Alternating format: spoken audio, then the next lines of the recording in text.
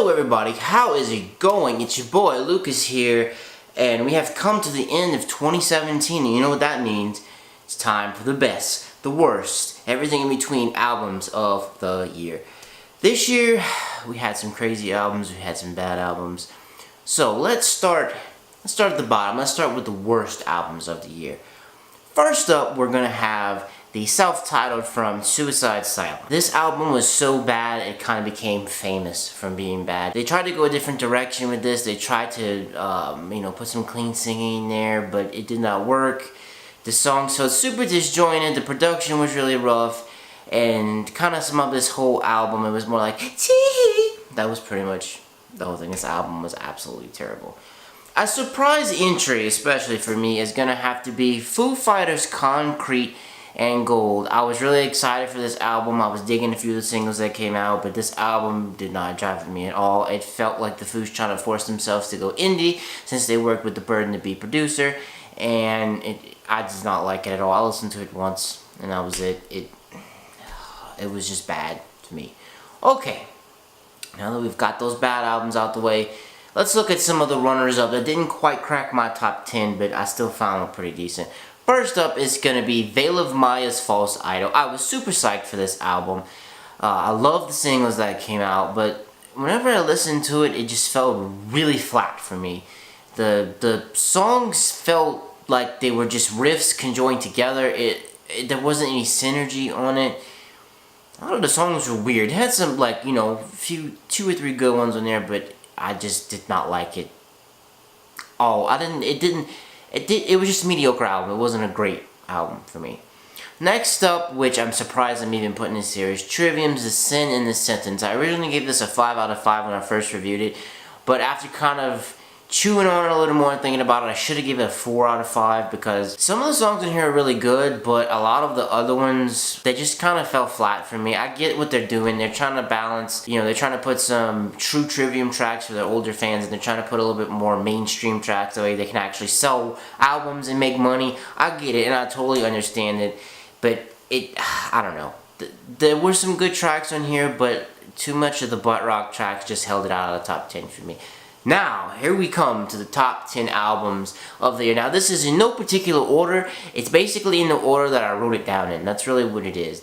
No album is really better than any other album on this list. So let's start at number 10. I have Currents, The Place I Feel Safest. I actually didn't get a chance to review this album, but I found it was very cool. It's more like a gent type of album. The songs on it are good. It has good spacing. It has good clean sections. It has good hard sections. It's very balanced. This is their debut album, I believe, and it's super cool. Next up, at number 9, is Backwardsacy. So this album is basically libertarian rock, or libertarian metal, so to speak, and it's their debut album. They have 18 tracks on it. You get a mix of R&B tracks, you get a mix of screaming, you get a mix of singing, you get rapping, you get a whole lot on this album. It made some people's honorable mentions, but to me it definitely deserves to be in the top 10 because, who comes out with an 18-track debut album these days? Most people throw 9 or 10 tracks in there. They came out with 18. It was great. If you believe taxation is theft, this album is definitely for you. Next up at number 9, we have Kadeem Jaw from France with Ascendry. This album is great. It pretty much changed my year, if you want to say, because they're basically the French Periphery, and they have awesome riffs on this album. You have good clean sections, great solos. This album has everything. It is great. I cannot wait for some more stuff from these guys. Next up at 7 is Airion's The Source. This was the best concept album that I found of the year. This album is a continuation of, it's a prequel to all of his other stuff that he's written. I think it's the best album in the entire concept series. It's really great. You have James LeBrie, who plays a character on here. You have Tommy from Between the Buried and Me. You have the singer from Symphony X is on here. Super great album. If you like prog stuff, if you like big concept albums, this album is definitely for you, and you definitely need to check it out. Next up at number 6 is Sphered Savant. This album came out like last week. It only has 9 tracks on it, but these 9 tracks are really great. They're very fleshed out. Production is good. The songs are good. It's really good. I can't really say much more about it. If you like just traditional metal, kind of, you know, like more death metal type stuff, definitely check this one out. Number 5 is Polaris, the Mortal Coil. This was definitely a year for metalcore. They had a lot of great metalcore albums that came out. This was their debut album. This album surprised the crap out of me because it's insanely good. The guys that are in Galactic Empire produced it. It's very excellent. If you like metalcore, definitely to check it out. Nut number 4 on the list is the Contortionist, Clairvoyant. A lot of people hated this album because they wanted a return more to the death metal roots for these guys, but this album just like literally, if I'd listen to it in my truck, it would literally like just chill me out and it would just like calm me down. And it's so great. All the songs are great. There's not a bad point on it. If you liked Language, you're gonna love this album. Very good album. Very, very, very good album. And number 3 album I did not get a chance to review is He Is Legend's Feud. This is a very good rock album. Nolly from Periphery did produce it. The songs, you have a very wide variety of songs. You have your songs that are more mellow. You have your songs that are more upbeat. Very good rock album. Better than the Stone Sour album in my opinion. This one's just a lot more organic. The songs make sense. They speak to me.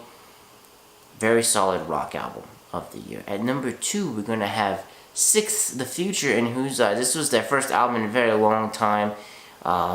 This album, Sixth is not for everybody, because some people say they sound like Faith No More and just Bojangles mixed together, and they seem really weird to some people. But if you like gent, they were genting long before anyone else was. Nolly from Periphery also had something to do with this album. Spencer from Periphery is actually on here too. If you're into this kind of stuff, this album was definitely great.